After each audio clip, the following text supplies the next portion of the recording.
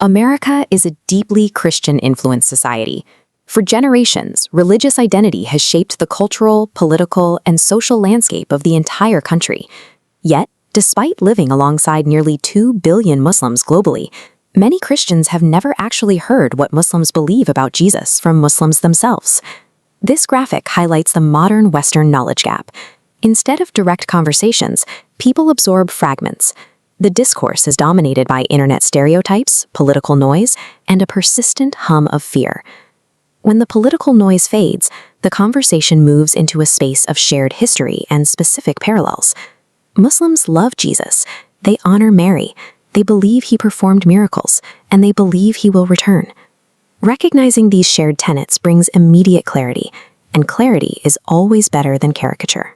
Within the Ahle Sunnat wal Jamaat, especially the Barelvi scholarly tradition, love for the prophets is an emotional, living spiritual practice. It is active theology. Muslims are strictly commanded to send peace upon all prophets, to respect them entirely, and to vigorously defend their honor against any insult. Imam Ahmed Raza Khan, one of the great Sunni scholars of the Indian subcontinent, emphasized deep reverence for all messengers. In this tradition, Jesus is honored as a noble prophet of Allah, pure, blessed, and chosen. He is not rejected, he is not ignored. He is genuinely, deeply, and spiritually loved. This diagram maps out the concept of the virgin birth, a core, non-negotiable pillar of Islamic creed. Jesus was created by the direct command of Allah, without a human father. The Quran draws a direct theological parallel here to the creation of Adam. His mother receives immense veneration. Mary, or Maryam, is chosen above all women, with an entire chapter of the Quran named directly in her honor. This visual illustrates how Islam views miracles. Muslims believe Jesus healed the blind and cured lepers, but the Prophet acts as a conduit. Every miracle is performed strictly by Allah's permission, pointing back to divine power. Shared reverence does not erase profound theological differences. Muslims do not pretend those boundary lines do not exist. This comparison table maps the divergence. Mainstream Christianity views Jesus as the literal Son of God. Islam views him strictly as a mighty prophet. Regarding his earthly mission's end, Christianity teaches he died on the cross. Islam teaches he ascended alive, undiminished by enemies. These differences stem from the foundational concept of Tawheed. As this graphic outlines, absolute oneness means worship and divinity belong exclusively to Allah, with no partners. Identifying these boundaries is necessary. Disagreement is not hatred.